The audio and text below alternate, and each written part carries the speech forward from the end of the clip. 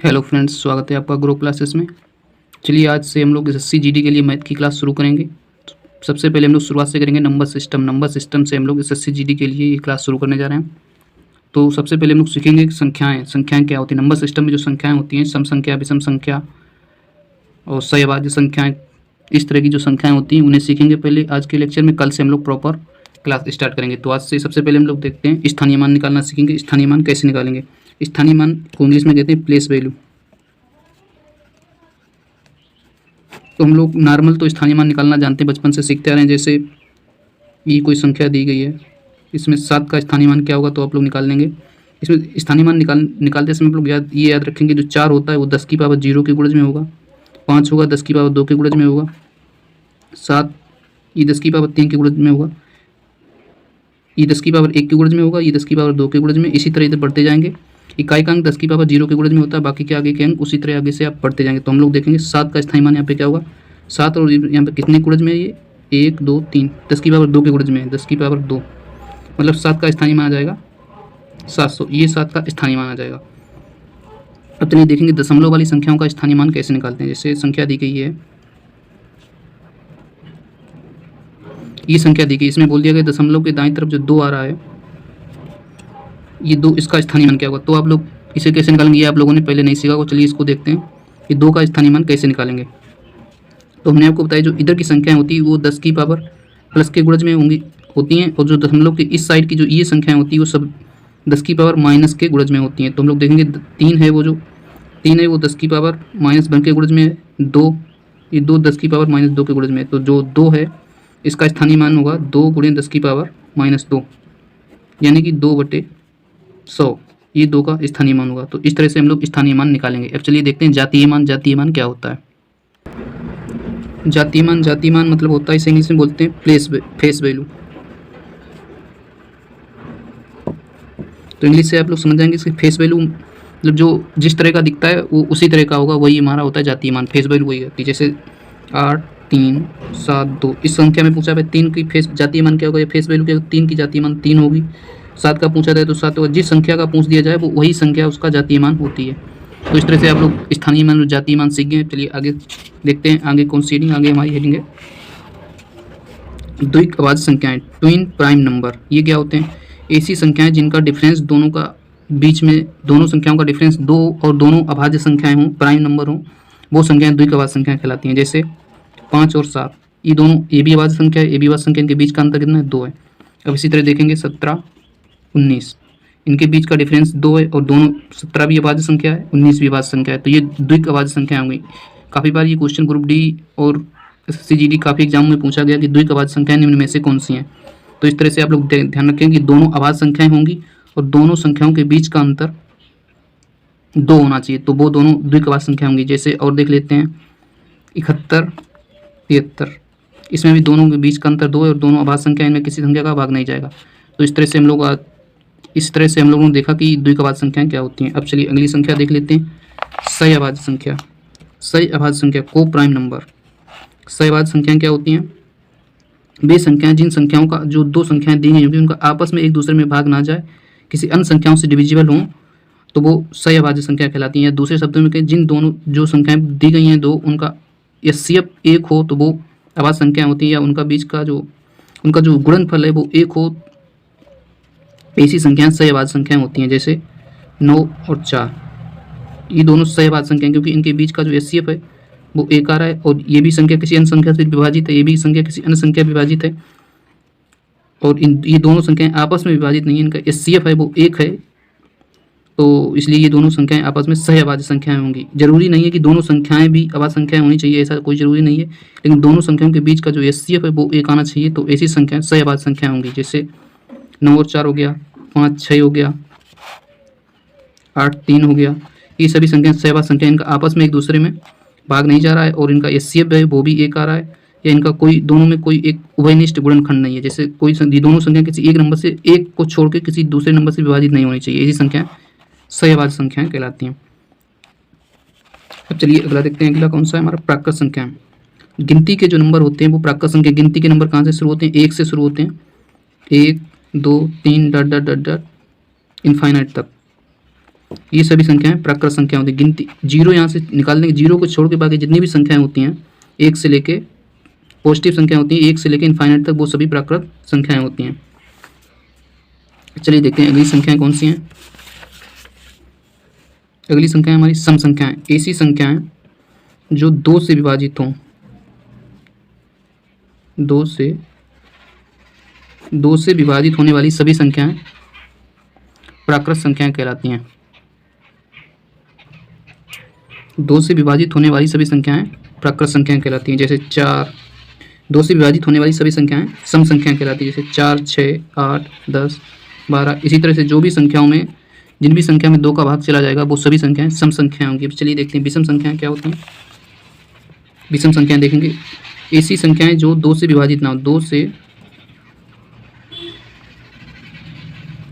विभाजित ना हो। ऐसी संख्याएं जो 2 से विभाजित ना हो वे सभी संख्याएं विषम संख्याएं कहलाती हैं। जैसे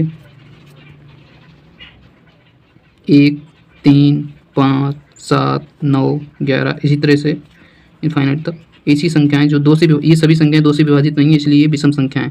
विषम संख्याओं में 2 का भाग नहीं जाएगा और सम संख्याओं में 2 का भाग चला जाएगा। अब चलिए देखते हैं अगली संख्या कौन सी है। अगली संख्या है हमारी पूर्ण संख्याएं। पूर्ण संख्याएं क्या होती हैं? पूर्ण संख्याएं क्या होती हैं? पूर्ण संख्याएं 0 से स्टार्ट है, 0, 1, 2, 3, 4, इस तरह से इनफाइनाइट तक। जब जिन संख्याओं को 0 हटा दिया जाता है, 0 को छोड़ के बाकी जो संख्याएं,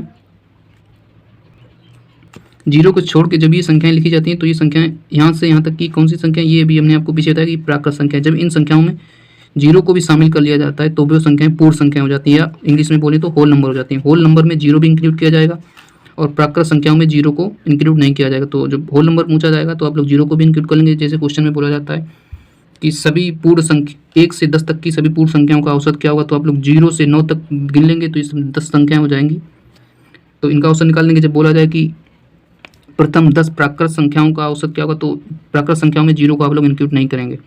और जब होल नंबर बोला जाएगा तो आप लोग इन्हें 0 को भी इंक्लूड इसमें कर लेंगे। अब चलिए अगला देखते हैं पूर्णांक संख्याएं। पूर्णांक संख्याएं क्या होती हैं? पूर्णांक संख्या बोले तो इंटीजर। इंटीजर क्या होते हैं? इंटीजर माइनस इनफाइनाइट से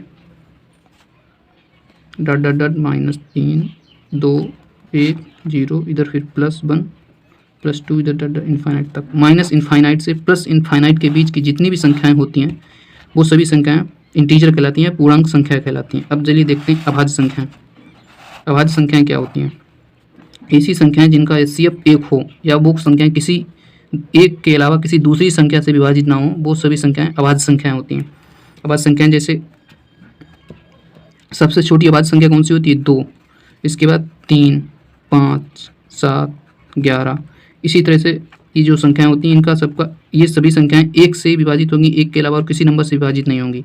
तो ऐसी संख्याओं को अभाज्य संख्याएं कहते हैं। अभाज्य संख्याएं 1 के अलावा और किसी संख्या से विभाजित नहीं होंगी, वो सभी संख्याएं अभाज्य संख्याएं कहलाती हैं। अब चलिए देखते हैं अगला कौन सा है?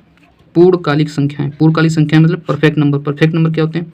ऐसी संख्या जिसके गुणांकों का योग उस संख्या के बराबर हो जाए तो ऐसी संख्याएं परफेक्ट नंबर कहलाती हैं। जैसे 6 के गुणांक कौन कौन से? 1, 2, 3, और 6 एक स्वयं का भी गुणांक है, लेकिन 6 को इंक्लूड इसमें नहीं किया जाएगा। बाद बाकी सभी इसके गुणांक हैं। अगर इन सभी गुणांकों का योग करेंगे तो 6 के बराबर आ जाएगा, तो 6 हमारी परफेक्ट स्क्वायर बन जाएगी।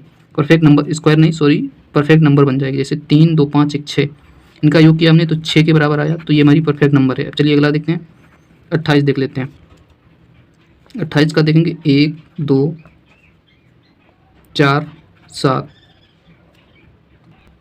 14, 1 से भी विभाजित है 28, 2 से भी है, 4 से भी, 7 से भी है, 14 से भी है, और 28 से भी स्वयं से विभाजित है, लेकिन जो स्वयं वाले को इंक्लूड नहीं करेंगे हम लोग। अब इनका योग करेंगे, अगर ये इनका योग 28 के बराबर आ जाता है तो 28 भी हमारी एक पूर्णकालिक संख्या है, परफेक्ट नंबर होगी। जैसे 2, 1, 3, 4, 7, 7, 14 और 14, 28।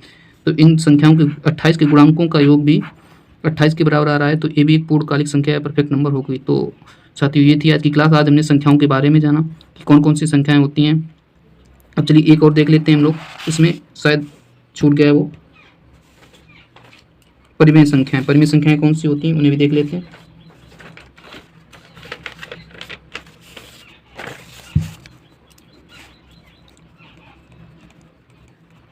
परिमेय संख्याएं, ऐसी संख्याएं जो P बटे Q के फॉर्म में लिखी जा सकती हैं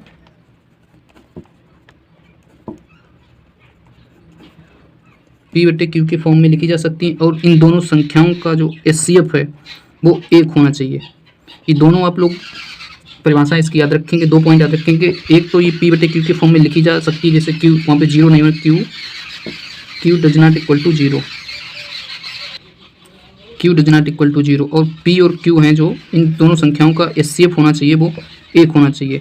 जैसे आप लोग कहेंगे, आप लोग देख लीजिए 4/8, ये बताइए आप लोग ये परिमेय संख्या है या नहीं है, तो ये एक परिमेय संख्या नहीं है, प्रॉपर परिमेय संख्या नहीं, क्योंकि ये 2 से विभाजित, इनका HCF 1 नहीं है, इसका अभी कटेगी 1/2, अभी 1/2 आया, ये एक परिमेय संख्या है, ये परिमेय संख्या नहीं थी, प्रॉपर परिमेय संख्या ये नहीं थी, क्योंकि इसका HCF 1 नहीं था। तो आप लोग परिभाषा याद रखेंगे, आप लोग इतनी परिभाषा सिर्फ याद कर लेते हैं, P बटे Q के फॉर्म में लिखा जा सके, Q does not equal to 0। इसमें आप लोग एक और ऐड कर लेंगे इसमें पॉइंट कि उन दोनों संख्याएं जो P बटे Q के फॉर्म में लिखी हैं उनका HCF वो 1 होना चाहिए, HCF भी 1 होना चाहिए, तब वो संख्या परिमेय संख्या होगी। तो इस तरह से आप लोग देखेंगे परिमेय संख्या में Q does not equal to 0 P बटे Q के फॉर्म में लिखा जाना चाहिए, और HCF उनका 1 होना चाहिए, जैसे 1/2, 3/4, 5/8, -1/4, ये सभी संख्याएं परिमेय संख्याएं। ये इनका HCF भी 1 है, 1 और 2 में HCF 1 है, 3, 4 में, इसमें भी इन सभी का HCF भी 1 है, और ये P बटे Q के फॉर्म में भी लिखी जा सकती हैं। तो ये संख्याएं परिमेय संख्या होंगी। और अपरिमेय संख्याओं की बात करें, वे संख्याएं जो परिमेय संख्याएं नहीं हैं उन्हें अपरिमेय संख्या कहते हैं, जैसे √2, √3, पाई, ये सभी संख्याएं अपरिमेय संख्या में। तो आज हमने इस वीडियो में संख्याओं के बारे में जाना।